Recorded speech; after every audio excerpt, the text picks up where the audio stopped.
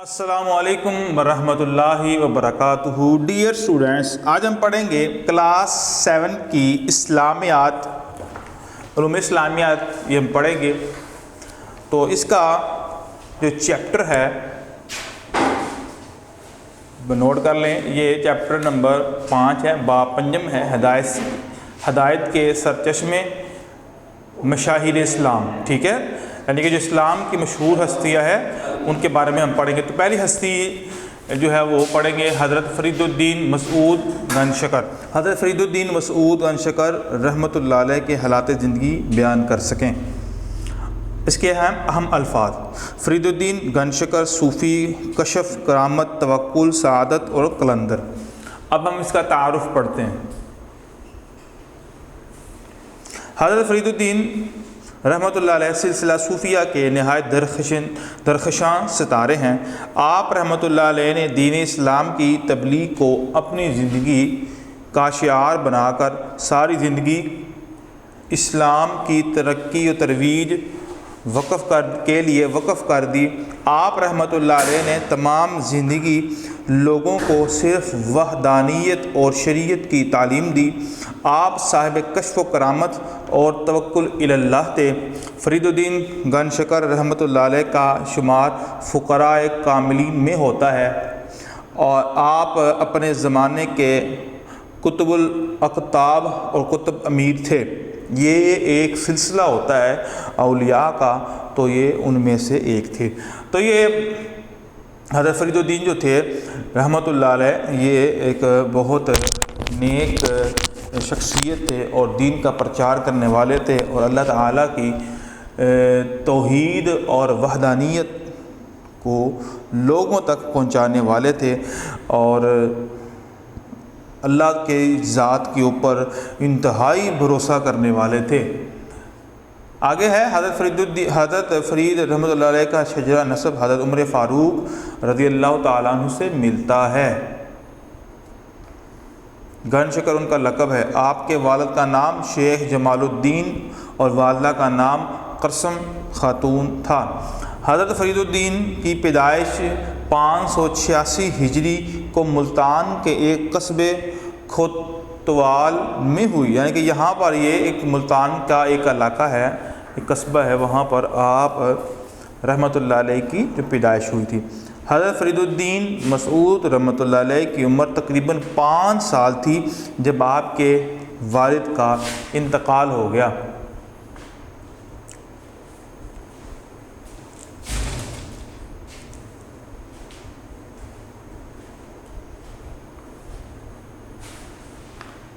اس وجہ سے ان کی تربیت ان کی والدہ قرسم خاتون نے کی۔ آپ رحمۃ اللہ علیہ کی والدہ نہایت عابدہ اور زاہدہ خاتون تھی۔ گھریلو کام کاج سے فارغ ہونے کے بعد ان کا زیادہ تر وقت عبادت الہی میں گزرتا تھا۔ یاد رکھ لیں کہ جن کے گھر کے اندر یہ ماحول ہوتا ہے کہ جن کے والد اور والدہ بذات خود ان کا اللہ کے ساتھ ایک بڑا گہرا تعلق ہو، تو پھر اولاد بھی جو اللہ تعالیٰ ان کو عطا فرماتے ہیں وہ بھی اللہ کے ساتھ تعلق بناتی ہے، اور زیادہ تر وقت اللہ کی عبادت کے اندر ہی صرف کرتی ہے۔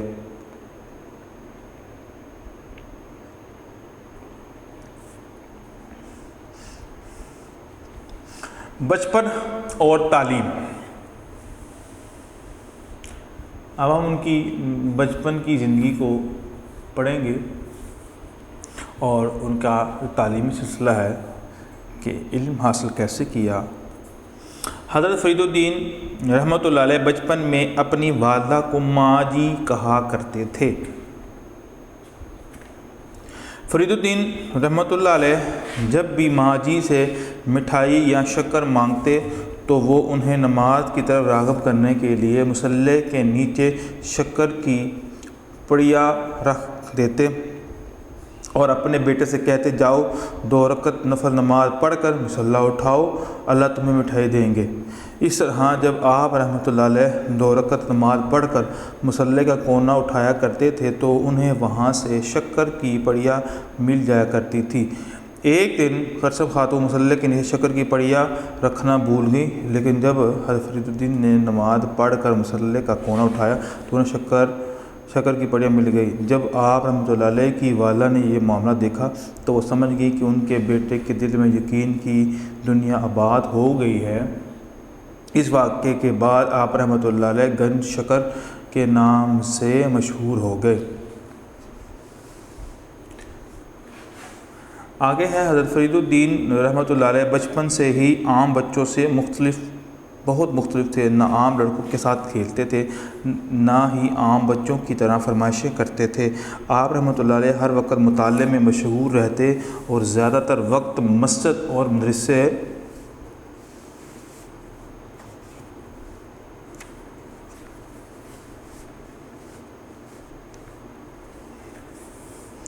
میں گزارتے تھے۔ نمازی لوگ آپ کو دیکھ کر حیران ہوتے کہ بچہ ہونے کے باوجود بھی ہر وقت عبادت اور مطالعے میں مصروف رہتا ہے۔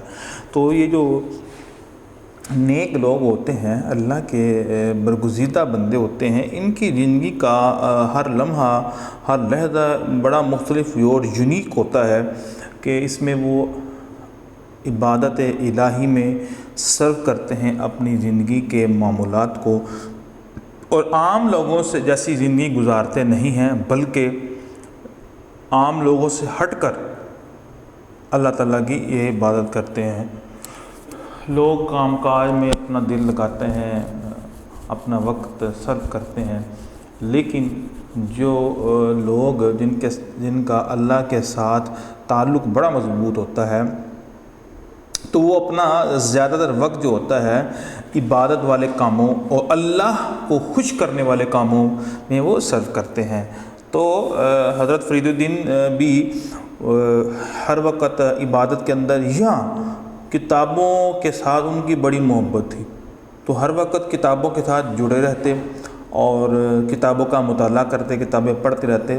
بعد انسان کا جو تنہائی کے اندر جو سب سے بہترین دوست ہے وہ کتاب ہی ہے۔ حضرت فرید الدین نے ابتدائی تعلیم اپنی والدہ سے حاصل کی، کیونکہ آپ رحمۃ اللہ علیہ کی والدہ محترمہ خود بہت بڑی عالمہ فاضلہ تھی۔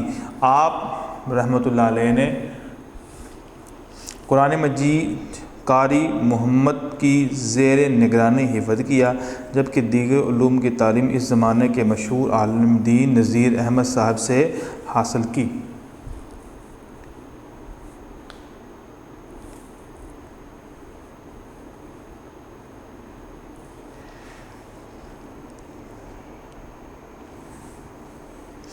آگے ہے نذیر احمد نے آپ کی تربیت نہایت محبت اور شفقت سے کی۔ 12 سال کی عمر میں آپ رحمۃ اللہ علیہ نے حج کی سعادت حاصل کی۔ جب آپ رحمۃ اللہ علیہ حج کرنے جا رہے تھے تو جانے سے پہلے انہوں نے اپنی والدہ سے کہا، میرا دل چاہتا ہے کہ میرے استاد بھی ہمارے ساتھ چلیں۔ اس طرح فرید الدین نے اپنی والدہ اور استاد کے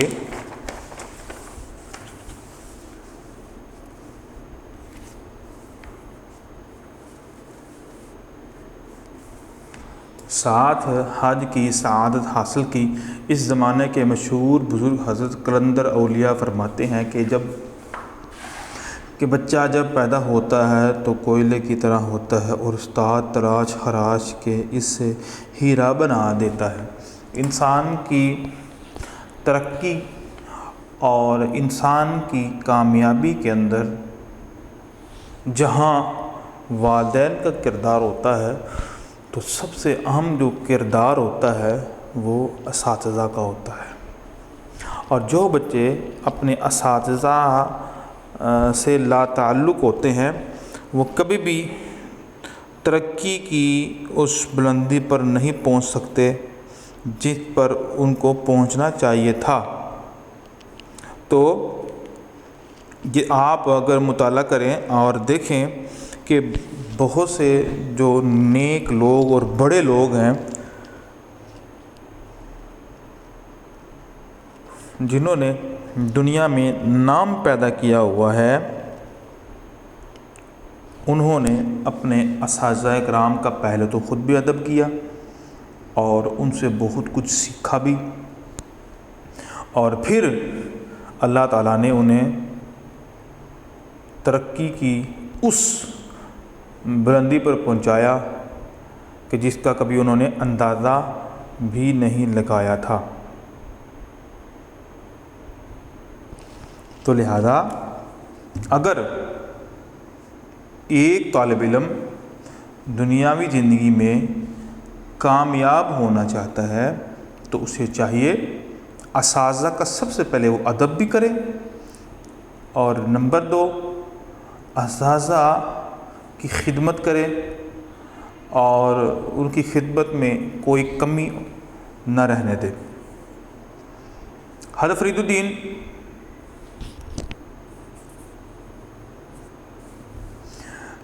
نے ملتان میں اپنی تعلیم حاصل کرنے کے بعد اپنی والدہ سے اجازت لی اور بغداد تشریف لے گئے، جو کہ اس وقت کا دینی اور علمی مرکز تھا۔ مسلمانوں کا جو دینی مرکز تھا وہ بغداد تھا، ٹھیک ہے۔ یہاں پر مسلمان جو ہیں اب علم حاصل کرنے جایا کرتے تھے، وہاں بڑے بڑے علماء ہوتے جو علم سکھایا کرتے تھے اور رہنمائی کیا کرتے تھے۔ تو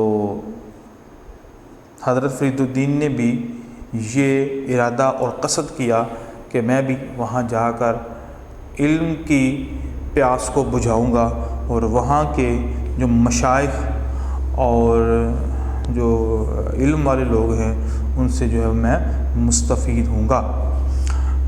آگے خدمت اسلام۔ حضرت فرید الدین رحمۃ اللہ علیہ نے دین اسلام کی بہت خدمت کی۔ آپ رحمۃ اللہ علیہ کے حسن سلوک، محبت اور خدمت خلق سے متاثر ہو کر بہت سے لوگوں نے اسلام قبول کیا۔ آپ کے شاگردوں میں حضرت صابر کلیری اور حضرت نظام الدین اولیاء زیادہ مشہور ہیں، یعنی کہ یہ وہ لوگ ہیں کہ جنہوں نے ان سے فیض پایا اور ان سے علم حاصل کیا اور ان کی صحبت میں رہ کر بہت زیادہ علم حاصل کیا۔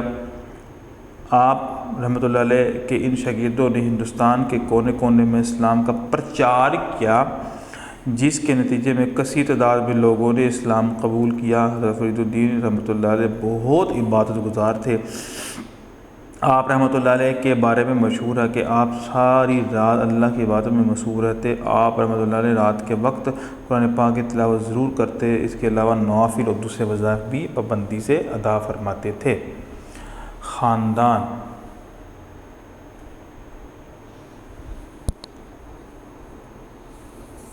حضرت فرید الدین رحمۃ اللہ نے 4 نکاح کیے۔ اللہ تعالیٰ نے آپ کو 6 بیٹے اور 3 بیٹیاں عطا کی۔ 6 بیٹے اور 3، نہ کہ 9 ٹوٹل بیٹے بچے تھے ان کے۔ حضرت فرید الدین رحمۃ اللہ علیہ 664 ہجری میں 5 محرم کو 95 سال کی عمر میں اس دار فانی سے کوچ کر گئے۔ آپ رحمۃ اللہ علیہ کا مزار پاک پتن میں ہے، جہاں ہزاروں لوگ مزار پر حاضری دے کر فاتح خوانی کر کے دلی سکون حاصل کرتے ہیں۔ تو یہ تھے حضرت فرید الدین رحمۃ اللہ علیہ، جن کی بڑی خدمت ہے اور اسلام پھیلانے کے اندر، اسلام کی ترویج کے اندر اور اللہ کے ساتھ تعلق رکھنے میں بہت زیادہ تھے اور عبادت گزار تھے اور ساری رات اللہ کی عبادت کیا کرتے تھے، قرآن پاک پڑھا کرتے تھے اور حافظ قرآن بھی تھے۔ تو یہ مقام انہوں نے اللہ کے ساتھ تعلق بنا کر حاصل کیا۔ پھر جو اللہ تعالیٰ پھر جب کسی بندے سے محبت کرتے ہیں تو وہ محبت اللہ تعالیٰ فرشتوں کو کہتے ہیں کہ میں فلاں شخص سے محبت کرتا ہوں، تم بھی اس سے محبت کرو۔ فرشتے بھی اس سے محبت کرنے شروع کر دیتے ہیں اور وہ سارے کے سارے فرشتے اس اکیلے بندے سے محبت کرنا شروع کر دیتے ہیں جس سے اللہ تعالیٰ محبت کرتے ہیں، اور یہ محبت صرف اور صرف آسمان تک محدود نہیں رہتی، بلکہ یہ محبت زمین کے کونے کونے میں پھیلا دی جاتی ہے، اور ہر انسان حتیٰ کہ جانور بھی اس شخص سے محبت کرنا شروع کر دیتے ہیں جس سے اللہ تعالیٰ محبت کرتے ہیں۔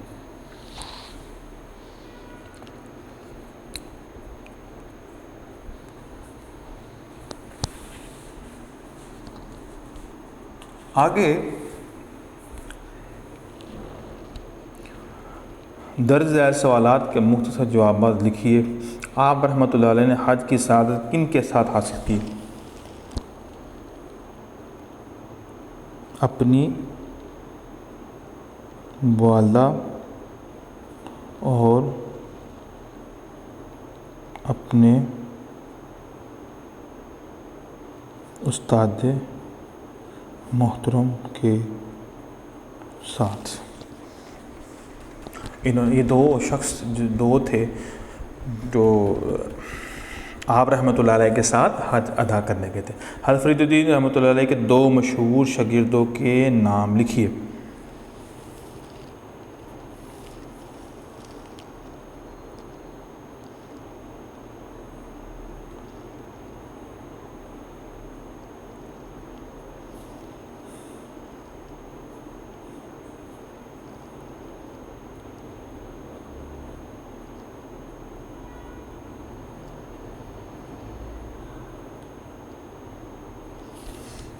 تو یہ صابر قریظی اور نظام الدین اولیاء۔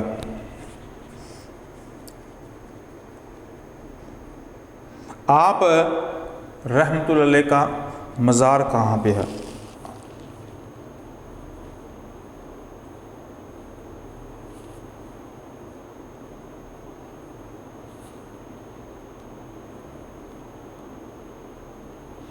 پاک پتن میں، ٹھیک ہے۔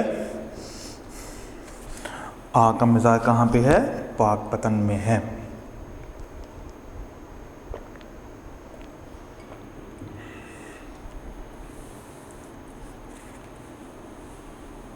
نیکسٹ مشق ہے درست الفاظ لکھ کر خالی جگہ پر کیجیے۔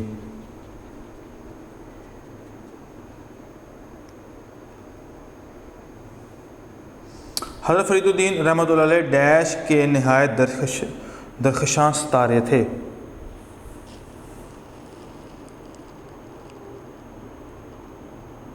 سلسلہ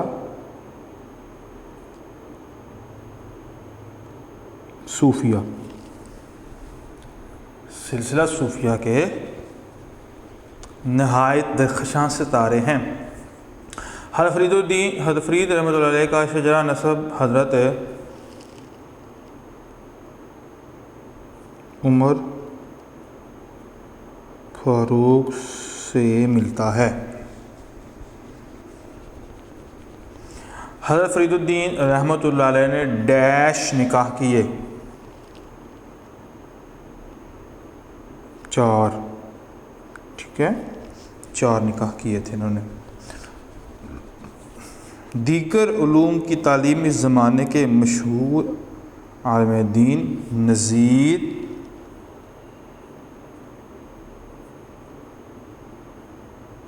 نذیر احمد سے حاصل کی۔ حضرت فرید الدین نے ملتان میں اپنی تعلیم حاصل کرنے کے بعد اپنی والدہ سے اجازت لی اور ڈیش چلے گئے۔ کس جگہ پر چلے گئے تھے وہ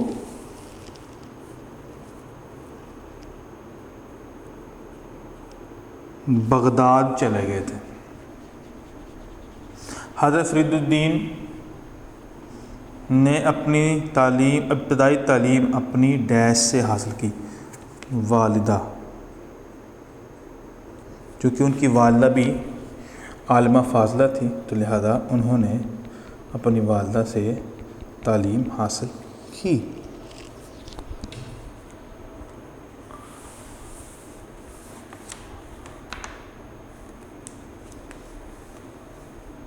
آگے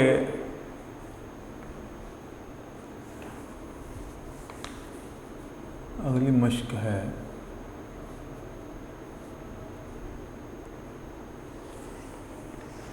درست بیانات کے سامنے ٹک، غلط کے سامنے کراس لگائیے۔ آپ رحمۃ اللہ علیہ نے دین اسلام کی تبلیغ کو اپنی زندگی کا شعار بنا کر ساری زندگی اسلام کی ترویج کے لیے وقف کر دی۔ بالکل وقف کر دی۔ آپ ہر وقت مطالعے میں مشغول رہتے اور زیادہ تر وقت مسجد اور مدرسے میں گزارتے تھے۔ بالکل۔ آپ کے حسن سلوک، محبت اور خدمت حضرت سے متاثر ہو کر کچھ لوگوں نے اسلام قبول کیا، یعنی بہت سے لوگوں نے اسلام قبول کیا۔ آپ رحمۃ اللہ علیہ کے بارے میں مشہور ہے کہ آپ ساری رات اللہ کی عبادت میں مصروف رہتے تھے۔ بالکل۔ آپ نوافل اور دوسرے وظائف میں بھی کبھی کبھار ادا کیا کرتے تھے، نہیں بھی ہر وقت ادا کیا کرتے تھے۔ آگے ہے میچ دا کالم۔ آپ رحمۃ اللہ علیہ نے تمام زندگی لوگوں کو صرف وحدانیت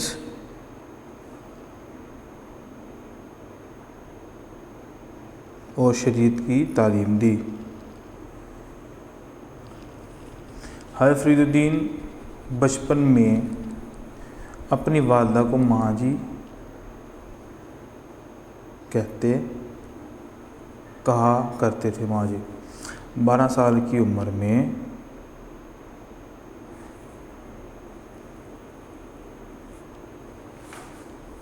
آپ نے حج کی سعادت حاصل کی۔ آپ کے ان شاگردوں نے ہندوستان کے کونے کونے میں اسلام کا پرچار کیا۔ اللہ تعالیٰ نے آپ کو 6 بیٹے اور 3 بیٹیاں عطا کی۔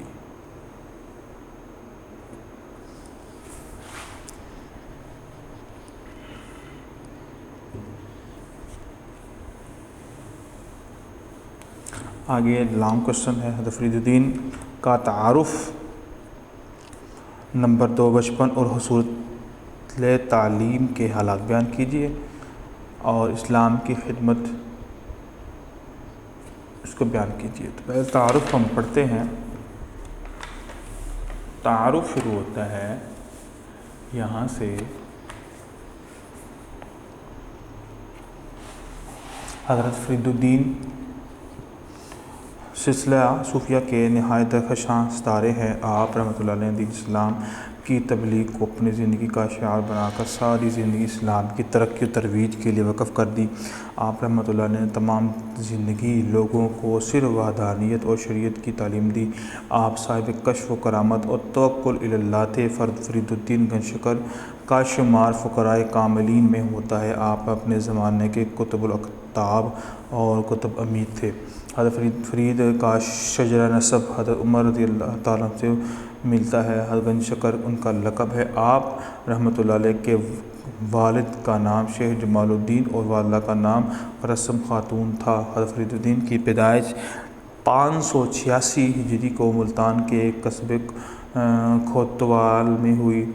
حضرت فرید الدین مسعود کی عمر تقریباً 5 سال تھی جب آپ کے والد کا انتقال ہو گیا۔ اس وجہ سے ان کی تربیت ان کی والدہ رسم خاتون نے کی۔ آپ رحمۃ اللہ علیہ کی والدہ نہایت عابدہ و زاہدہ تھیں۔ گھریلو کام کاج سے فارغ ہونے کے بعد ان کا زیادہ تر وقت عبادت الہی میں گزرتا تھا۔ تو یہ پہلا کوشچن یہاں تک ہے۔ نیکسٹ کوشچن ہے بچپن اور حصول تعلیم۔ بچپن اور حصول تعلیم یہ یہاں سے شروع ہوتا ہے۔ حضرت فرید الدین بچپن میں اپنی والدہ کو ماں جی کہا کرتے تھے۔ حضرت فرید الدین جب بھی ماں جی سے مٹھائی یا شکر مانگتے تو وہ انہیں نماز کی طرف راغب کرنے کے لیے مصلی کے نیچے شکر کی پڑیاں رکھ دیتے اور اپنے بیٹے سے کہتی تھیں کہ جاؤ 2 رکعت نفل نماز پڑھ کر مصلی اٹھاؤ، تمہیں مٹھائی دے دی۔ اس طرح جب آپ 2 رکعت نماز پڑھ کر مصلی کا کونا اٹھایا کرتے تو انہیں وہاں سے شکر کی پڑیاں مل جایا کرتی تھی۔ ایک دن رسم خاتون مصلی کے نیچے شکر کی پڑیاں رکھنا بھول گئیں، لیکن جب فرید الدین رحمۃ اللہ علیہ نے نماز پڑھ کر مصلی کا کونا اٹھایا تو انہیں شکر کی پڑیاں ملی۔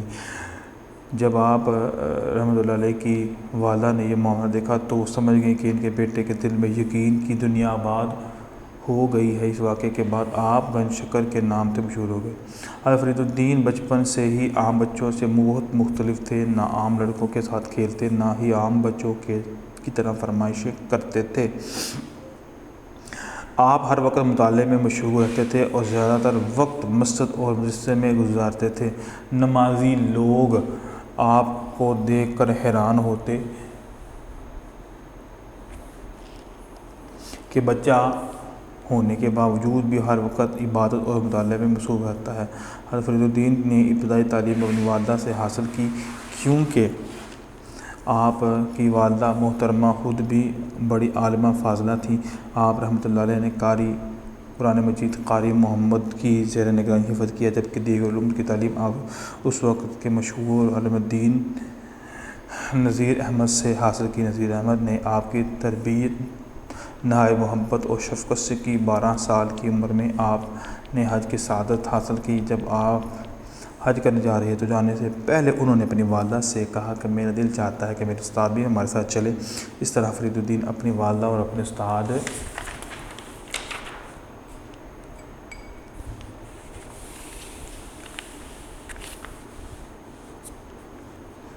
حج کی سعادت حاصل کی۔ اس زمانے کے مشہور بزرگ حضرت قلندر اولیاء فرماتے ہیں، جب بچہ پیدا ہوتا ہے تو کوئلے کی طرح ہوتا ہے، استاد تراش خراش کر اسے ہیرا بنا دیتا ہے۔ تو فرید الدین نے ملتان میں اپنی تعلیم حاصل کرنے کے بعد اپنی والدہ سے اجازت لی اور بغداد تشریف لے گئے، جو کہ اس وقت کا دینی اور علمی مرکز تھا۔ تو یہاں تک بیٹا یہ کویسچن نمبر 2 کا آنسر ہے۔ تو آگے کویسچن نمبر 3 یہاں سے شروع ہوتا ہے۔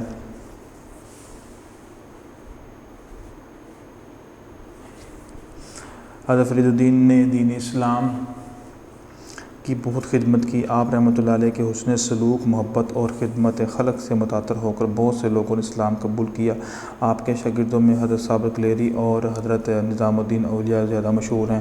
آپ رحمۃ اللہ علیہ کے ان شاگردوں نے ہندوستان کے کونے کونے میں اسلام کا پرچار کیا، جس کے نتیجے میں کثیر تعداد میں لوگوں نے اسلام قبول کیا۔ حضرت فرید الدین بہت عبادت گزار تھے۔ آپ رحمۃ اللہ علیہ کے بارے میں مشہور ہے کہ آپ ساری رات اللہ کی عبادت میں مصروف رہتے۔ آپ رحمۃ اللہ علیہ رات کے وقت قرآن پاک کی تلاوت ضرور کرتے تھے۔ ان کے علاوہ نوافل اور دوسرے وظائف بھی پابندی سے ادا فرماتے تھے۔ خاندان حضرت فرید الدین نے 4 نکاح کیے۔ اللہ تعالیٰ نے آپ کو 6 بیٹے اور 3 بیٹیاں عطا کی۔ وفات حضرت فرید الدین 664 میں 5 محرم کو 95 سال کی عمر میں اس دار فانی سے کوچ کر گئے۔ آپ رحمۃ اللہ علیہ کا مزار پاک پتن میں ہے، جہاں ہزاروں لوگ مزار پر حاضری دے کر فاتحہ خوانی کر کے دلی سکون حاصل کرتے ہیں۔ تو یہ بیٹا یہاں تک جو ہے وہ کمپلیٹ ہے۔ تو یہ چیپٹر ہمارا ختم ہوا۔ آگے ہم نیکسٹ چیپٹر پہ آتے ہیں، مشاہیر اسلام کا نیکسٹ حصہ۔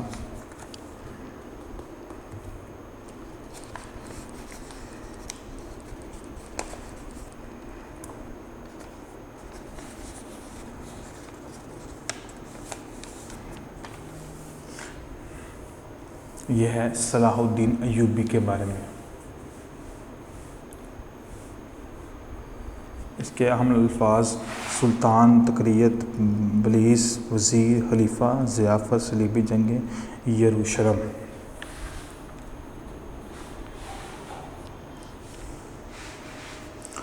ان کا جو پورا نام ہے وہ ہے سلطان الملک الناصر صلاح الدین ایوبی۔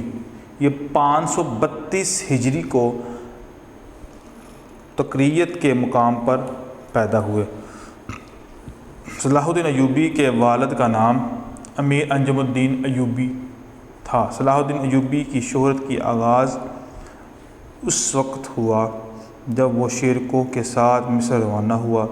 شیرکوہ کے حکم پر صلاح الدین ایوبی نے بلیس اور اس کے ضلع کا محاصرہ کیا تاکہ وہاں سے خراج وصولا جائے، یعنی کہ جو ٹیکس ہے وہ وہاں سے لیا جائے۔ اس محاصرے کے نتیجے میں وہاں گھمسان کا رن شروع ہو گیا۔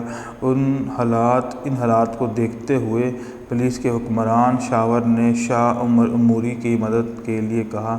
شاہ اموری کی مداخلت کے بعد شیرکوہ اور صلاح الدین ایوبی کو کچھ عرصہ بلیس میں قلعہ بند رہنا پڑا۔ ان سب حالات کے باوجود بھی شیرکوہ اور صلاح الدین ایوبی نے ہمت نہ ہاری اور بہت بہادری سے مقابلہ کرتے ہوئے شاور اور شاہ اموری کو شکست سے دوچار کیا۔ اس کے بعد شیرکوہ اور صلاح الدین ایوبی 560 ہجری میں اپنی فوج کے ہمراہ شام واپس آ گئے۔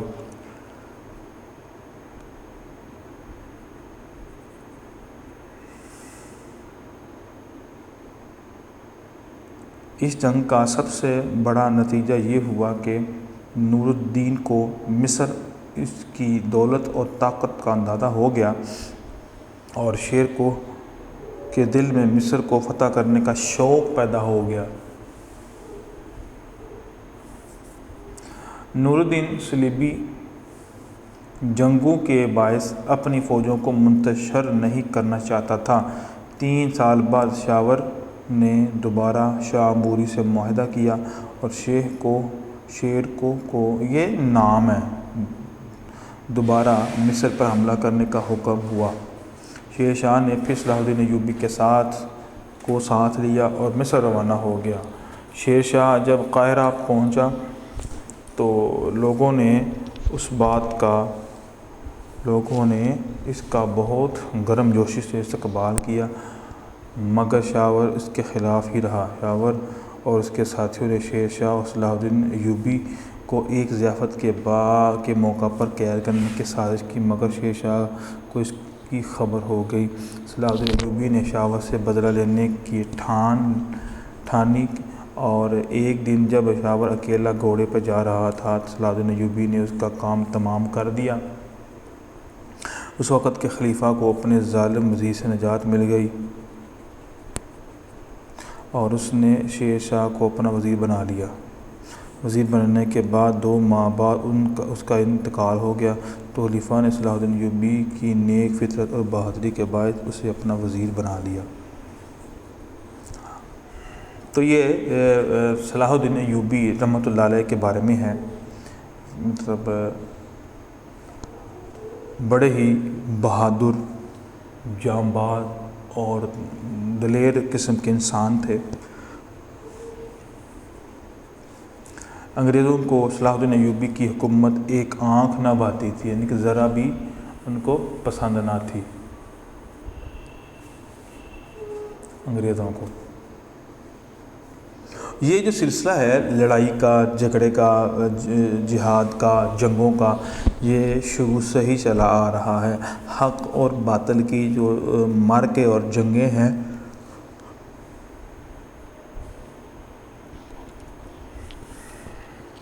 وہ ہمیشہ سے ہوتی آئی ہیں،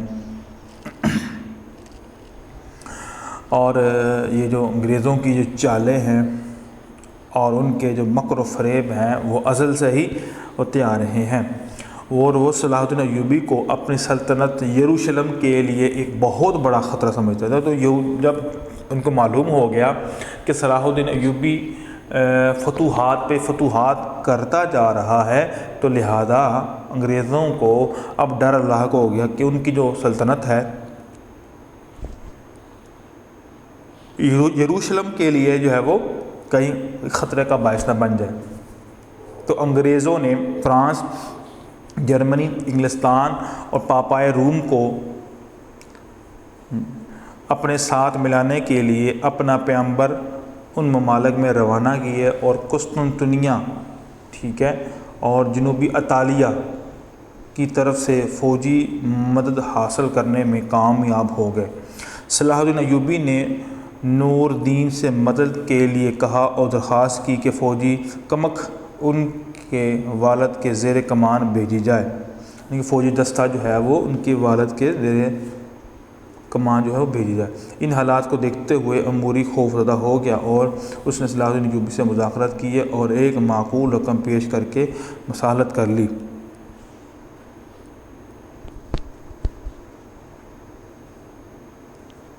اس کے بعد صلاح الدین ایوبی نے فلسطین پر حملہ کر کے رملہ اور اسقلان تک رسائی حاصل کر لی اور وہ ایلتا پر قبضہ، یہ سارے علاقے اور جگہوں کے نام ہیں، ملکوں کے نام ہیں، ایلتا پر قبضہ کرنے میں کامیاب ہو گیا۔ نور الدین کی وفات کے بعد صلاح الدین ایوبی نے اپنی تمام تر کوششیں صلیبی جنگوں کے خلاف صرف کر دی، یعنی یہ جو حق اور باطل کے مار کے ازل سے قائم ہیں، اور خصوصی طور پر جو صلیبی جو جنگیں ہیں وہ یہ ہمیشہ رہی ہیں۔ مسلمان ہمیشہ کافروں کی جو پلاننگ ہے ان کو ناکام کرتے آئے ہیں۔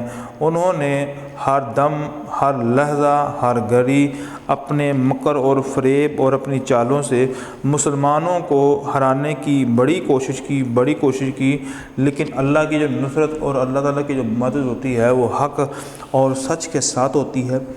تو لہذا اللہ تعالیٰ نے مسلمانوں کو ہر دور میں کامیابی سے ہمکنار فرمایا ہے۔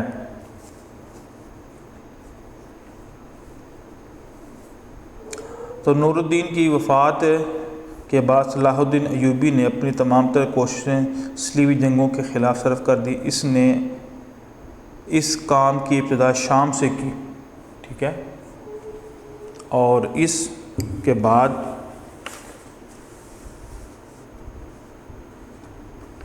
دیکھتے ہی دیکھتے حماد، حمص اور بالابک کے علاقے فتح ہوئے۔ سارے علاقے ہیں یہ شام کے ایک گرد و نواح کے اندر۔ اس علاقے کو فتح کرنے کے بعد خلیفہ نے ان کو مصر، سوڈان، فلسطین اور اسی شام کے علاقے بھی عطا کر دیے۔ اس لیے صلاح الدین ایوبی کو سلطان الاسلام والمسلمین بھی کہا جاتا ہے، یعنی کہ ان کی دور اقتدار کے اندر بہت سے جو علاقے ہیں وہ مسلمانوں کے کنٹرول میں آئے ہیں۔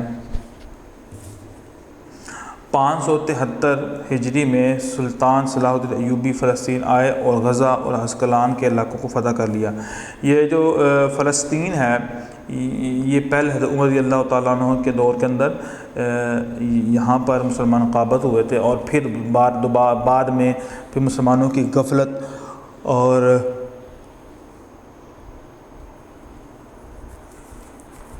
تھوڑی سی کمزوری کی بنیاد کے اوپر ان کے اندر کمزوری آ گئی اور یہ جو فلسطین تھا اسے چھن گیا۔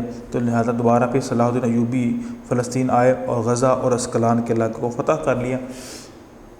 بالڈون چہارم کے ساتھ ان کا مقابلہ ہوا۔ صلاح الدین ایوبی کو برتری حاصل رہی۔ صلاح الدین ایوبی مسلم علاقوں پر بلا شرکت غیر قبضہ کرنا چاہتے ہیں، یعنی کہ کسی اور کی شراکت کے علاوہ جو ہے وہ اکیلا قبضہ کرنا چاہتے تھے۔ چنانچہ صلاح الدین ایوبی نے کچھ عرصہ بعد شام کو مکمل طور پر فتح کر کے عراق میں بھی قدم رکھ دیے، اور 579 میں صلاح الدین ایوبی اور بالڈون پنجم کے درمیان 4 برس ایک صلح نامہ طے پایا۔ جلد ہی بالڈون پنجم کی وفات ہو گئی اور حالت بدامنی پھیل گئی۔ اس کے بعد ریمنڈ کے دشمنوں نے صلاح الدین ایوبی کے خلاف حملے کے لیے اکسایا، چنانچہ اس نے ایسا ہی کیا اور بری طرح شکست سے دوچار ہوا۔ بادشاہ ریمنڈ اس کے امراء کثیر تعداد میں گرفتار کر لیے گئے۔ حطین کی جنگ کے بعد صلاح الدین ایوبی کا فلسطین یروشلم پر قبضہ ہو گیا۔ صلاح الدین ایوبی نے اعلان کیا کہ عیسائی 40 دن کے اندر شہر سے نکل سکتے ہیں، لیکن انہیں مرد 10 دینار فی عورت 5 دینار اور فی بچہ 1 دینار تاوان جنگ ادا کرنا ہوگا، یعنی وہ زندہ یہاں سے جا سکتے ہیں۔ ظاہر سی بات ہے انہوں نے قبضہ تو کر لیا، ٹھیک ہے، وہاں پر تو کنٹرول حاصل کر لیا، لیکن وہاں کے جو لوگ تھے، عورتیں تھیں، بچے تھے، بوڑھے تھے، تو ان کو قتل نہیں کیا، ان کو مارا نہیں، بلکہ میں نے یہ کہا کہ آپ کے پاس 40 دن ہیں، آپ یہ علاقے چھوڑ کے کہیں اور چلے جائیں۔ تو اور ہر جو مرد ہے اس کی طرف سے 10 دینار، عورت کی طرف سے 5 دینار اور بچے کی طرف سے 1 دینار جو ہے وہ آپ تاوان بھریں گے اور ہمیں ادا کریں گے، پھر ہم آپ کو یہاں سے جانے دیں گے۔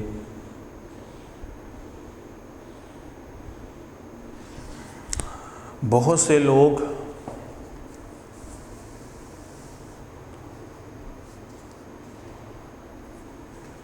لوگوں کو بغیر جرمانے کے آزاد کر دیا، 10,000 افراد کا جرمانہ خود ادا کیا، قبۃ الصخرہ اور مسجد اقصیٰ کو بحال کر دیا گیا، یروشلم کی فتح کے جشن میں پوری دنیا شریک تھی، فلسطین کا زیادہ تر حصہ صلاح الدین ایوبی کے زیر سایہ آ گیا تھا۔ یروشلم کو مستحکم اور مضبوط کرنے کے بعد صلاح الدین ایوبی دمشق چلے گئے، جہاں لوگوں نے ان کا استقبال بہت دھوم دھام اور کھلے دل سے کیا۔ صفر 589 میں صلاح الدین ایوبی بیمار ہو گئے اور 55 سال کی عمر میں وفات پا گئے۔ صلاح الدین ایوبی کا اقتدار ان کی رحم دلی، خدا ترسی، عفو و درگزر، بردباری کا منہ بولا ثبوت ہے۔ یورپ میں آج بھی صلاح الدین ایوبی کو بہادری اور جرأت کا نمونہ مانا جاتا ہے۔ تو یہ مسلم ہیرو ہیں اور مسلمان کی ایک تاریخ ہے کہ اللہ تعالیٰ نے مسلمانوں کو ایسی بہادر امت بنایا ہے جس کی داستانیں آج تک بھی پڑھی جا رہی ہیں، اور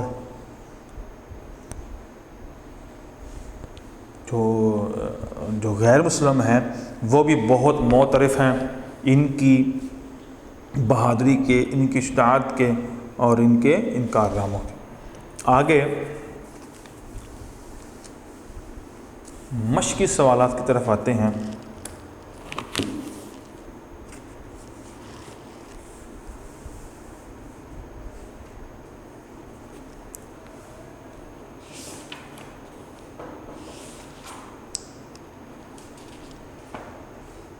جی، پہلا سوال ہے، سلطان الملک الناصر صلاح الدین ایوبی کب اور کہاں پیدا ہوئے؟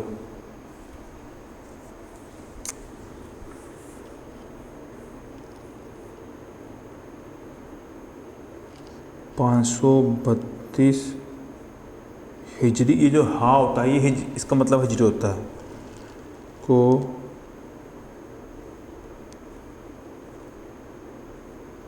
تقریر کے مقام پر پیدا ہوئے۔ صلاح الدین ایوب کے والد کا نام کیا تھا؟ امیر انجم الدین۔ ٹھیک ہے۔ انگریز صلاح الدین ایوبی کو کس لیے خطرہ سمجھتے تھے؟ یروشلم کے لیے۔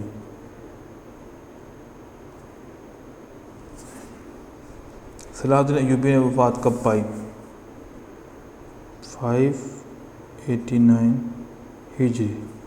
شیر کو کے حکم پر صلاح الدین ایوبی نے بلیس اور اس کا ضلع کا محاصرہ کیا تاکہ وہاں سے ڈیش وصول کیا جائے۔ اب بیٹا اس کے مشق نمبر 2 ہے، دو الفاظ لکھ کر خالی جگہ پر کیجیے۔ تو پہلا ہے، شیر کو کے حکم پر صلاح الدین ایوبی نے بلیس اور اس کے ضلع کا محاصرہ کیا تاکہ وہاں سے ڈیش وصول آ جائے، خراج۔ ٹھیک ہے، خراج وصول آئیں گے، ٹیکس وصول آ جائے۔ آگے ہے، شاہ اموری کو شکست سے دوچار کرنے کے بعد شیر کو صلاح الدین ایوبی اپنی فوج کے ہمراہ ڈیش واپس آ گئے، شام واپس آ گئے۔ انگریزی اپنی سلطنت کے لیے ڈیش کو خطرہ سمجھتے تھے، صلاح الدین۔ ٹھیک ہے، صلاح الدین ایوبی کو ڈیش بھی کہا جاتا تھا، سلطان الاسلام۔ آگے والمسلمین۔ ٹھیک ہے، یہ دونوں ان کو کہا جاتا ہے، سلطان الاسلام و سلطان المسلمین۔ آگے صلاح الدین ایوبی فلسطین آئے اور غزہ اور اسکلان کے علاقوں کو 573 ہجری میں فتح کر لیا۔ 579 میں صلاح الدین ایوبی اور بالڈون پنجم کے درمیان ڈیش برس کا ایک صلح نامہ طے پایا 4 ٹھیک ہے 4 برس کا۔ صلاح الدین ایوبی نے اعلان کیا کہ عیسائی ڈیش دن کے اندر اندر شہر سے نکل سکتے ہیں۔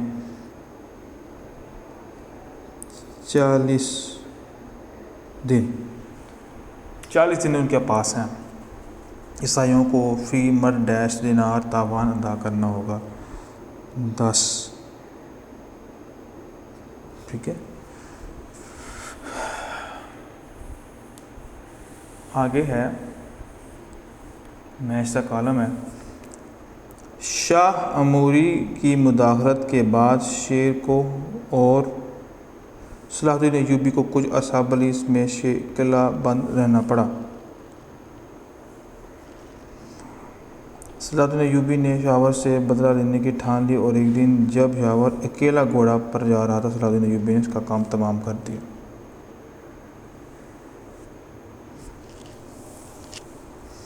بادشاہ ریمنڈ اور اس کے امراء کثیر تعداد میں گرفتار کر لیے گئے۔ صلاح الدین ایوبی مسلم علاقوں پر بلا شرکت غیر قبضہ کرنا چاہتا تھا۔ اور آخری اس کے ساتھ ٹھیک ہے۔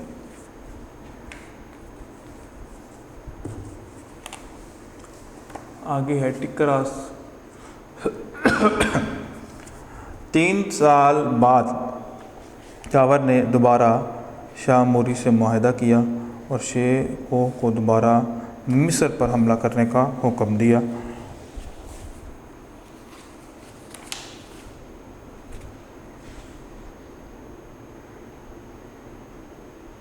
جی بالکل یہ ٹھیک ہے۔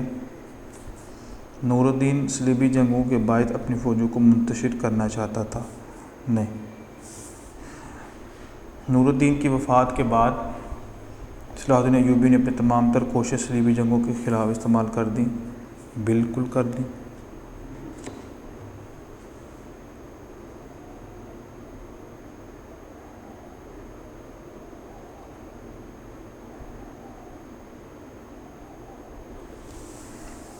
آگے ہے 573 میں سلطان صلاح الدین ایوبی فلسطین آئے، غزہ اور علاقوں کو فتح کر لیا۔ بالکل فتح کر لیا بھائی۔ صلاح الدین ایوبی 60 سال کی عمر میں وفات پائی، 55 سال کی عمر میں وفات پائی، تو یہ غلط ہے۔ یہ لانگ کوشچن ہے۔ اب صلاح الدین ایوبی کا تعارف۔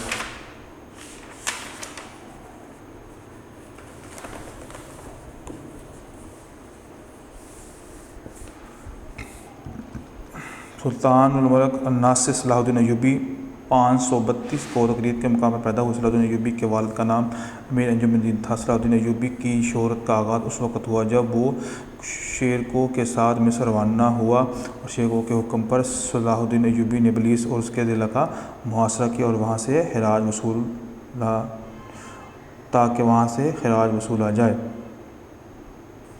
یہ ہے یہاں سے۔ اور اس کے بعد ہم اگلے پیج پہ آ جاتے ہیں۔ یروشلم کو مستحکم مضبوط کرنے کے بعد صلاح الدین ایوبی دمشق واپس چلے گئے، جہاں لوگوں نے ان کا استقبال بہت دھوم دھام اور کھلے دل سے کیا۔ سفر 579 میں صلاح الدین ایوبی بیمار ہو گئے، 55 سال کی عمر میں وفات پائی۔ صلاح الدین ایوبی کا اقتدار ان کی رحم دلی، خدا ترسی، عفو و درگزر، بردباری کا منہ بولتا ثبوت یورپ میں آج بھی صلاح الدین ایوبی کی بہادری اور جرأت کا نمونہ مانا جاتا ہے۔ تو یہ ہے میرا یہ پہلا کوشچن ہے۔ شہرت کا آغاز کیسے ہوا؟ تو یہ دوبارہ آپ یہاں پہ آ جائیں، نیکسٹ پیج پہ۔ یہ یہاں سے شروع ہوتا ہے، پہلے کا یہاں سے شروع ہوتا ہے، دوسرے کا یہاں سے۔ یہ آپ نے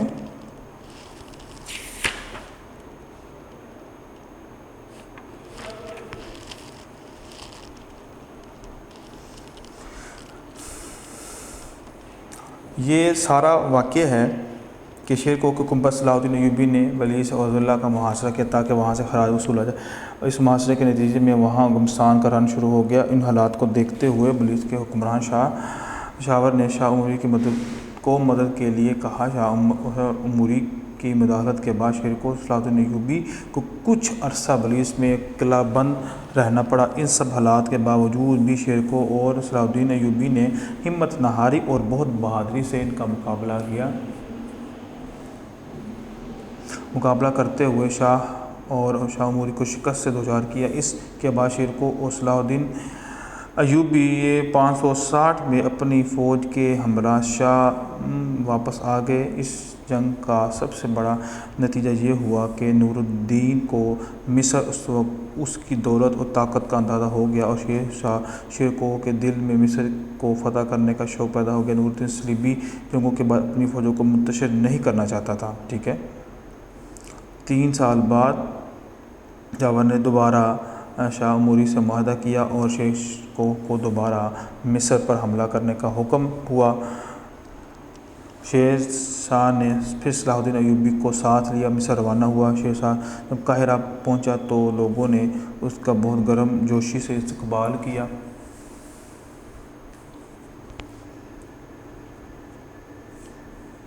مگر جاور اس کے خلاف ہی رہا اور اس کے ساتھیوں سے شاہ صلاح الدین ایوبی کو ایک ضیافت کے موقع پر قید کرنے کی سازش کی. مگر شیر شاہ کو اس کی خبر ہو گئی.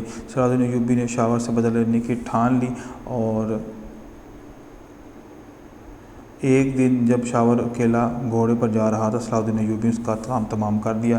اس وقت خلیفہ کو اپنے ظالم وزیر سے نجات مل گئی اور اس نے شیر شاہ کو اپنا وزیر بنا لیا. وزیر بننے کے بعد 2 ماہ بعد اس کا انتقال ہو گیا تو خلیفہ نے صلاح الدین ایوبی کی نیک فطرت اور بہادری کے باعث اسے اپنا وزیر بنا لیا. تو یہ یہاں تک ہے.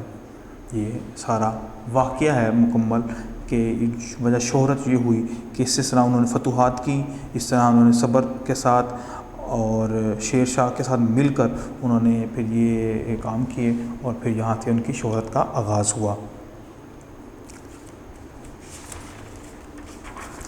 آگے ہے صلاح الدین ایوبی کو سلطان الاسلام والمسلمین کیوں کہا جاتا ہے, تفصیل سے بیان کیجیے.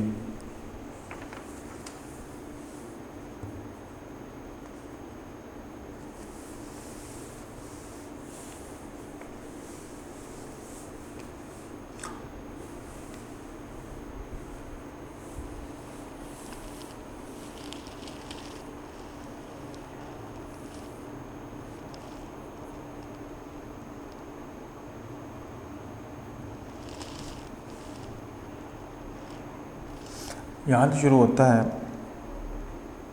نمبر 3, انگریزوں نے فرانس اور جرمنی, انگلستان اور پاپا روم کو اپنے ساتھ ملانے کے لیے اپنا پیغمبر ان کے ممالک میں روانہ کیا اور قسطنطنیہ اور جنوبی اطالیہ کی طرف سے فوجی مدد حاصل کرنے میں کامیاب ہو گئے.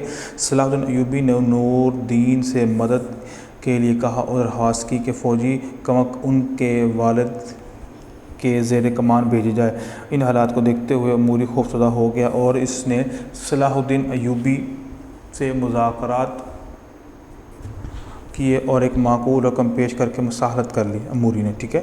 اس کے بعد صلاح الدین ایوبی نے فلسطین پر حملہ کر کے رملہ اور اسکلان تک رسائی حاصل کر لی اور وہ ایلتا پر قبضہ کرنے میں کامیاب ہو گیا. نور الدین کی وفات کے بعد صلاح الدین ایوبی نے تمام تر کوششیں صلیبی جنگوں کے خلاف صرف کر دی. اس نے اس کام کی ابتدا شام سے کی اور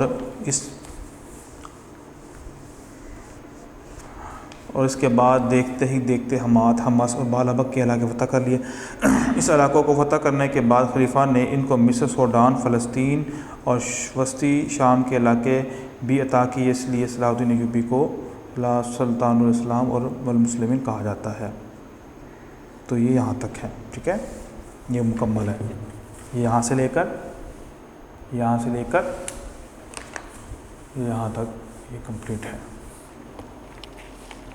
اور آخری کوشچن ہے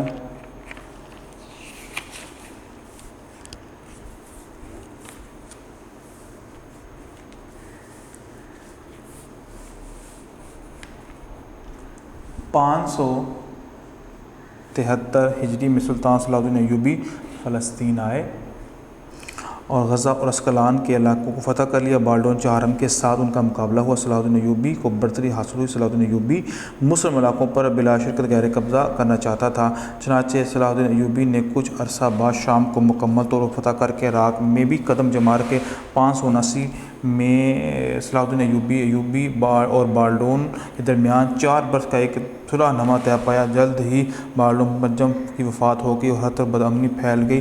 اس کے بعد ریمنڈ کے دشمنوں نے اسے صلاح الدین ایوبی کے خلاف حملے کے لیے اکسایا، چنانچہ اس نے ایسا ہی کیا اور بری طرح شکست سے دوچار ہوا۔ بادشاہ ریمنڈ اور ان کے عمرا کثیر تعداد میں گرفتار کر لیے گئے اور حطین کی جنگ کے بعد صلاح الدین ایوبی کا فلسطین اور یروشلم پر قبضہ ہو گیا۔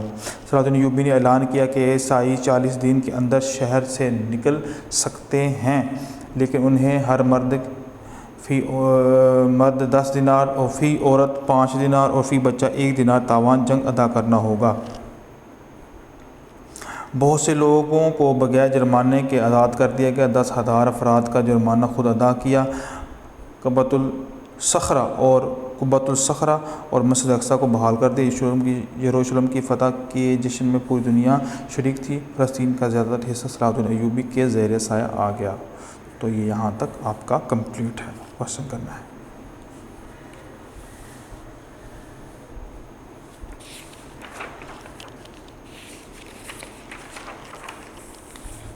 آخری چیپٹر ہے ہمارا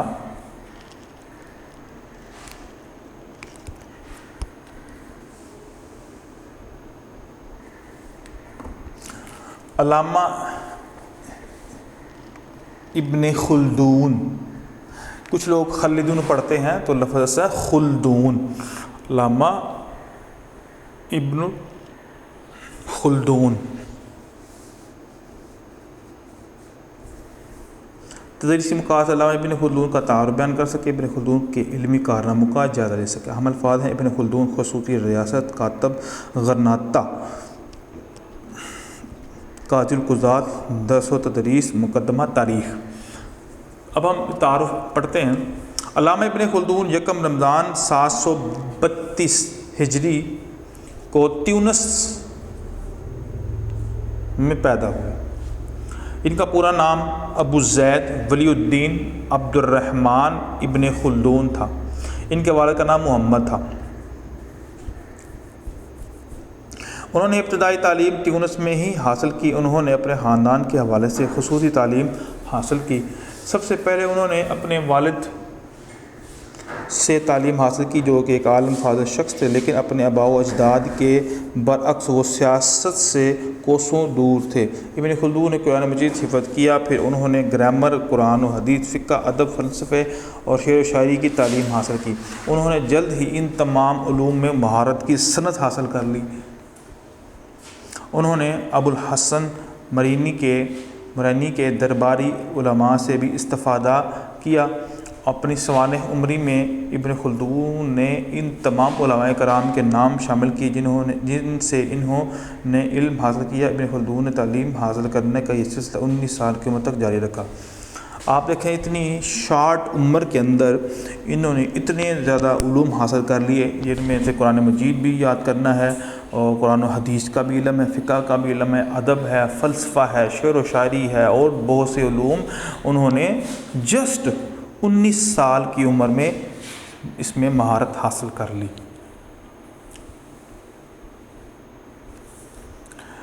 752 ہجری میں انہیں بادشاہ کے دربار میں عہدہ ملا اور اس 1 سال بعد وہ بادشاہ کے کاتب مقرر ہوئے۔ 755 ہجری میں وہ ابو عنان قرینی کے کاتب بن گئے۔ تقریباً 2 برس بعد ابو عنان ان سے کسی بات پر خفا ہو گیا اور انہیں قید کروا دیا۔ نئے سلطان ابو سالم نے انہیں رہائی دلائی اور عہدہ بھی پیش کیا۔ ابن خلدون نے اس پیشکش کو قبول نہ کیا اور غرناطہ چلے گئے۔ غرناطہ سے واپس آ کر انہوں نے ابو حموسانی کی ملازمت اختیار کر لی، پھر کچھ عرصہ مرین حکمران عبدالعزیز کی مصاحبت اختیار کی۔ جلد ہی وہ ان سب سے تنگ آ گئے اور قلعہ ابن سلامہ میں گوشہ نشین ہو کر تاریخ عالم لکھنا شروع کر دی۔ 780 ہجری میں تیونس گئے تو قاہرہ کے سلطان الظاہر برقوق نے انہیں قاضی القضات مقرر کر دیا۔ ابن خلدون نے 789 میں ہجری میں حج کیا۔ حج سے واپس آ کر انہوں نے مدرس اور قاضی کے عہدوں پر کام کیا۔ اسی دور میں تیمور نے دمشق پر حملہ کیا تو ابن خلدون کو اس سے گفت و شنید کے لیے بھیجا گیا۔ ابن خلدون رسوم کے مدد سے قلعہ دمشق کی فسیل پر اترے اور تیمور سے بات چیت کی۔ تیمور ان کی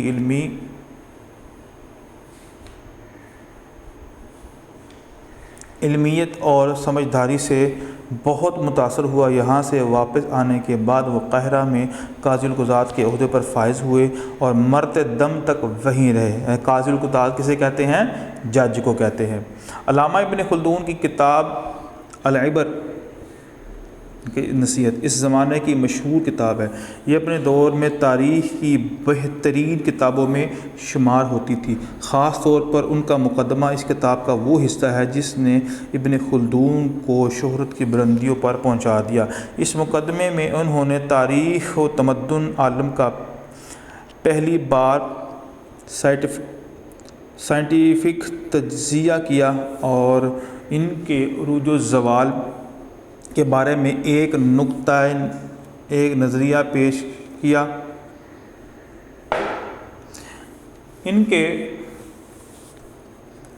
خیال میں تاریخ ایک زندہ اور فعال شے ہے اور کوئی بھی قوم ہمیشہ ایک حالت میں نہیں رہتی۔ اس لحاظ سے ابن خلدون فلسفہ تاریخ کا بانی تصور کیا جاتا ہے۔ ابن خلدون ان کی ایک بہت بڑی کتاب جس کو ہم اکثر نام لیتے ہیں تاریخ ابن خلدون، جو کہ جس سے بڑی کتاب آج تک نہیں لکھی گئی ہے، ٹھیک ہے۔ اسلامی تاریخ کی جو کتابیں ہوتی ہیں ان سے زیادہ بڑی کوئی کتاب نہیں، جو کہ میرے خیال میں تقریباً 30-40 جلدوں پر مشتمل کتاب ہے وہ۔ علامہ ابن خلدون نے مذہب پر بھی تفصیل سے بحث کی۔ ان کے نزدیک مذہب ایک ایسا معجزہ ہے جو معاشرے کی سمتیں بدل دیتا ہے۔ مذہب ہی قوم کو نظریہ حیات بخشتا ہے۔ ان کے نزدیک جو مذہب معاشرے میں قدر گلا ملا ہوگا اتنا ہی سچا ہوگا، گلا ملا ہوگا تو اتنا سچا ہوگا۔ اگر کسی مذہب میں ہماگیری ہے تو وہ زندہ رہ سکتا ہے۔ ابن خلدون کے نزدیک نبوت بھی ایک معجزہ ہے اور یہ ایک ایسی صفت ہے جو کسی خاص انسان کو اللہ کی طرف سے ہدیت ہوتی ہے۔ کوئی انسان اپنی ذاتی کوشش سے نبی رسول نہیں بن سکتا۔ ابن خلدون نے درس و تدریس کے بارے میں بڑی تفصیلی معلومات فراہم کی ہے۔ ابن خلدون نے اس بات پر زور دیا ہے کہ طالب علم کو کی عزت نفس کی حفاظت کرنی چاہیے، مار پیٹ سے پرہیز کرنا چاہیے، کیونکہ یہ چیز ان کی عزت نفس کو مجروح کر دیتی ہے۔ ان کا کہنا ہے مار پیٹ سے طلباء کے اندر حوصلہ مند جذبات اور اعلیٰ افکار پیدا نہیں ہوتے۔ اس کے علاوہ انہوں نے طلباء کو پڑھنے لکھنے کے حوالے سے تفصیلی رہنمائی فراہم کی اور اساتذہ کے حقوق و فرائض پر بھی بحث کی ہے۔ علامہ ابن خلدون نے مقدمہ تاریخ 789 میں ہجری میں لکھا تھا۔ ان کی یہ کتاب تاریخ، سیاست، عمرانیات، اقتصادیات اور ادبیات کا بہت قیمتی سرمایہ۔ ان کی دیگر کتابوں میں شرح البردہ، الحساب، المنطق بہت مشہور ہے۔ علامہ ابن خلدون نے 25 رمضان 808 ہجری میں وفات پائی۔ وفات کے وقت ان کی عمر 74 برس تھی۔ تو یہ تھا ابن خلدون رحمۃ اللہ علیہ کا مختصر تھا تعارف۔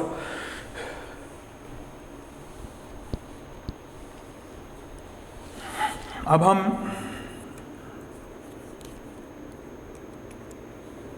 مشقی سوالات کی طرف آتے ہیں۔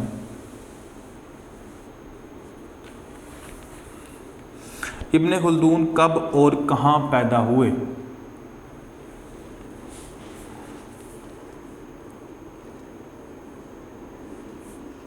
یکم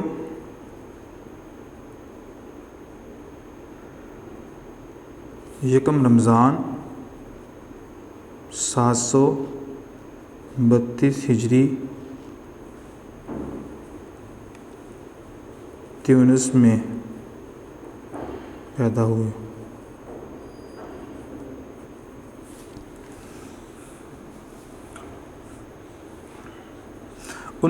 ابن خلدون کے والد کا کیا نام ہے؟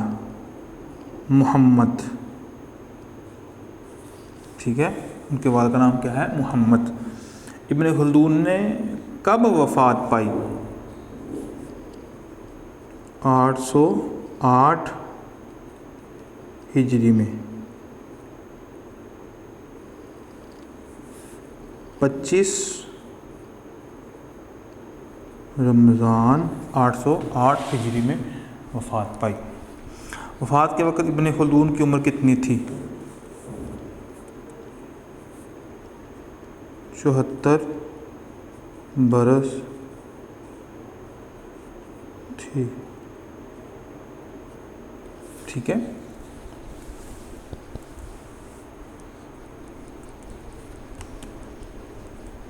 آگے ہے، اب ہم فل دا بلینک کی طرف آتے ہیں۔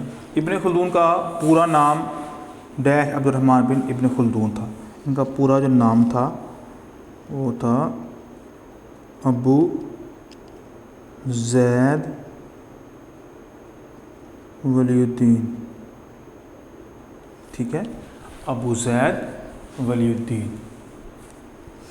ابن خلدون نے تعلیم حاصل کرنے کا سلسلہ 1.5 سال کی عمر تک جاری رکھا۔ 19 سال کی عمر تک۔ 752 ہجری میں انہیں بادشاہ کے دربار میں عہدہ ملا اور 1 سال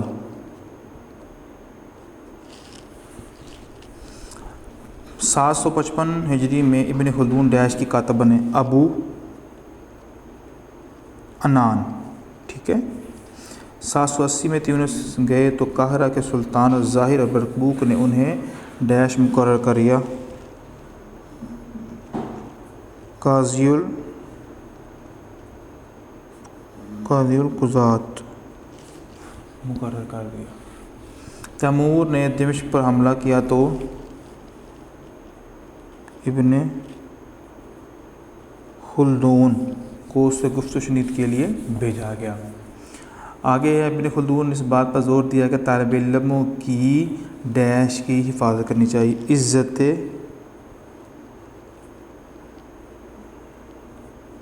نفس کی۔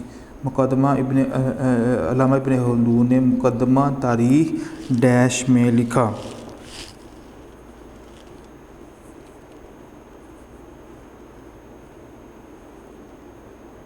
ٹھیک ہے۔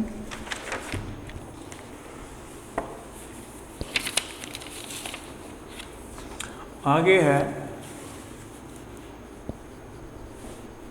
کراس ہے۔ ابن خلدون کے سوانح عمری میں تمام علماء کے نام موجود ہیں، بالکل موجود ہیں۔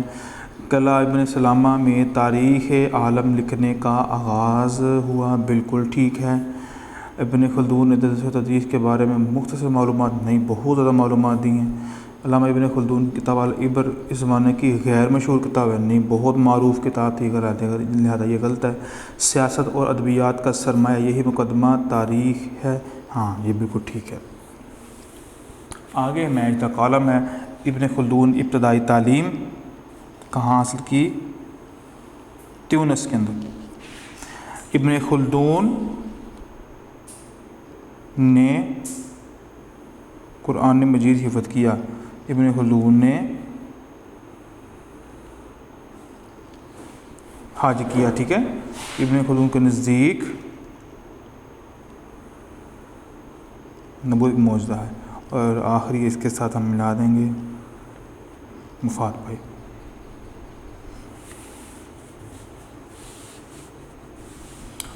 اب ہم لانگ کوشچن کی طرف آتے ہیں۔ ابن خلدون نے کہاں کہاں ملازمت کی، تفصیل سے روشنی ڈالی ہے۔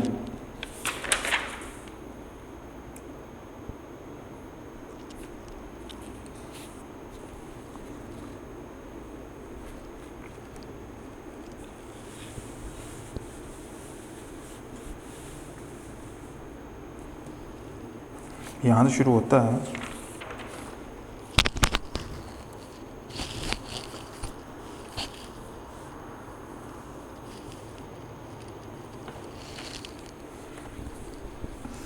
سات سو 52 ہجری میں انہیں بادشاہ کے دربار میں عہدہ ملا. 1 سال بعد وہ بادشاہ کے کاتب مقرر ہوئے. 755 ہجری میں وہ ابو عنان قرینی کے کاتب بن گئے. تقریباً 2 سال بعد ابو عنان ان سے کسی بات پر خفا ہو گئے، انہیں قید کروا دیا. نئے سلطان ابو سالم نے انہیں رہائی دلائی اور عہدہ بھی پیش کیا. ابن خلدون نے اس کی پیشکش قبول نہ کیا اور غرناطہ چلے گئے. غرناطہ سے واپس آ کر انہوں نے ابو حمو ثانی کی ملازمت اختیار کی. پھر کچھ عرصہ مرین حکمران عبدالعزیز کی صحبت اختیار کی. جلد ہی وہ ان سب سے تنگ آ گئے اور قلعہ بن اسلامہ میں کوہ نشین ہو کر تاریخ عالم لکھنا شروع کر دی. 780 ہجری میں تیونس گئے اور قاہرہ کے سلطان الظاہر البرقوق نے انہیں قاضی القضات مقرر کیا. ابن خلدون 779 ہجری میں حج کیا. ٹھیک ہے، واپس آ کر انہوں نے مدرس اور قاضی القضات کے عہدے پر قائم کیا. اسی دور میں تیمور نے دمشق پر حملہ کر لیا. ٹھیک ہے، یہ ایک قائم کیا یہاں تک کرو. اور اس کے بعد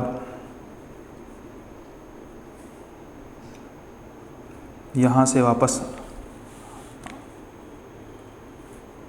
آنے کے بعد وہ قاہرہ میں قاضی القضات کے عہدے پر فائز رہے اور مرتے دم تک وہیں رہے. تو یہ یہاں تک آپ کا آنسر پہلا کوشچن کا آنسر یہاں تک ہے.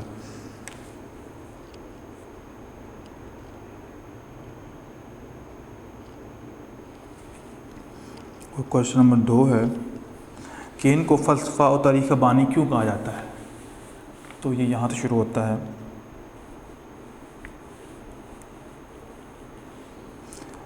علامہ ابن خلدون کی کتاب العبر اس زمانے کی مشہور کتاب ہے.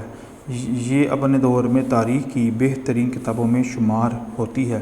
خاص طور پر ان کا مقدمہ اس کتاب کا وہ حصہ ہے جس نے ابن خلدون کو شہرت کی بلندیوں پر پہنچا دیا.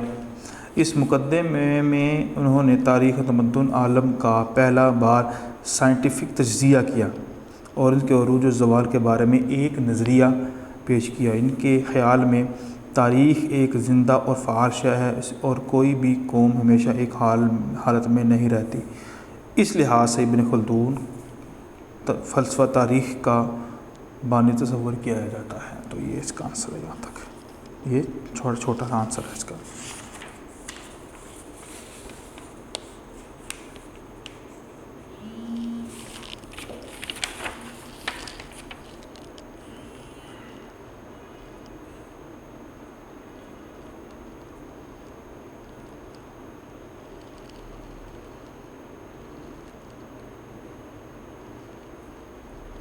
نیکسٹ کوشچن ہے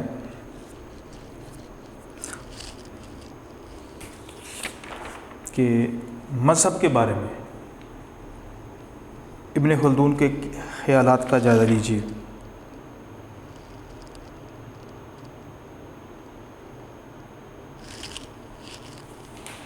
تو یہ یہاں سے شروع ہوتا ہے.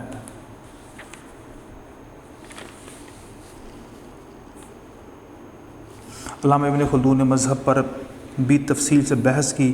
ان کے نزدیک مذہب ایک ایسا معجزہ ہے جو معاشرے کی سمتیں بدل دیتا ہے.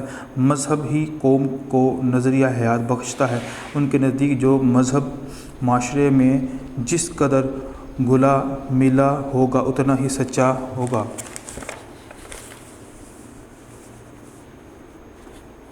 اگر کسی مذہب میں ہماگیری ہے تو وہ زندہ رہ سکتا ہے. ابن خلدون کے نزدیک نبوت بھی ایک معجزہ ہے اور یہ ایک ایسی صفت ہے جو کسی خاص انسان کو اللہ تعالی کی طرف سے ودیعت ہوتی ہے. کوئی انسان اپنی ذاتی کوشش سے نبی رسول نہیں بن سکتا. تو یہ یہاں تک یہ کمپلیٹ ہو جاتا ہے. آخری ہے ابن خلدون نے درس و تدریس کے حوالے سے کیا معلومات فراہم کی ہیں. تو یہ یہاں سے کوشچن نمبر 4 یہاں تک. ابن خلدون نے درس و تدریس کے بارے میں بڑی تفصیلی معلومات فراہم کی. ابن خلدون نے اس بات پر زور دیا ہے کہ طالب علموں کی عزت نفس کی حفاظت کرنی چاہیے. مار پیٹ سے پرہیز کرنا چاہیے کیونکہ یہ چیز ان کی عزت نفس کو مجروح کرتی ہے۔ ان کا کہنا ہے کہ مار پیٹ سے طلباء کے اندر حوصلہ مند جذبات اور اعلیٰ افکار پیدا نہیں ہوتے۔ اس کے علاوہ انہوں نے طلباء کو پڑھنے لکھنے کے حوالے سے تفصیلی رہنمائی فراہم کی ہے اور اساتذہ کے حقوق و فرائض پر بھی بحث کی ہے۔ تو یہ بیٹا ہمارا یہ کویشچن نمبر 4 جو ہے وہ کمپلیٹ ہوا کہ درس و تدریس کے بھی اس حوالے سے بھی ابن خلدون نے کافی بحث کی ہے اور کہ جو تعلیم و تعلم کا جو سلسلہ ہوتا ہے وہ کس طرح کا ہونا چاہیے، اس میں مار پیٹ ہونی چاہیے یا یہ اس طرح کی وہ چیزیں جو کہ ایک طالب علم کے لیے نقصان دہ ہوتی ہیں جس سے اس کے سیکھنے کا عمل جو ہے وہ متاثر ہو سکتا ہے۔ تو لہذا ابن خلدون رحمۃ اللہ علیہ نے ان سب باتوں پر سیر حاصل گفتگو کی اور کہا ایک طالب علم جب اس طرح کی مار پیٹ کا شکار ہوتا ہے تو اس کے اندر یہ جو نئے نئے افکار ہوتے ہیں اور نئی نئی چیزیں آنے کے جو بھی جذبات ہوتے ہیں وہ ختم ہو جاتے ہیں۔ تو لہذا بیٹا ہمارا یہ آنسر جو ہے یہاں تک کمپلیٹ ہو گیا ہے، یہ آنسر مختصر آنسر ہے یہاں پر۔ تو یہ میرا یہ جو مکمل کتاب ہے یہ اب ختم ہوئی ہے۔ السلام علیکم ورحمۃ اللہ۔ ویڈیو پسند آئی تو لائک کریں، اپنی رائے کمنٹ کریں، ایسے ہی مزید ویڈیوز کے لیے ہمارا چینل سبسکرائب کریں اور بیل کا آئیکن دبائیں تاکہ آپ کو ہر ویڈیو کا نوٹیفیکیشن ملتا رہے۔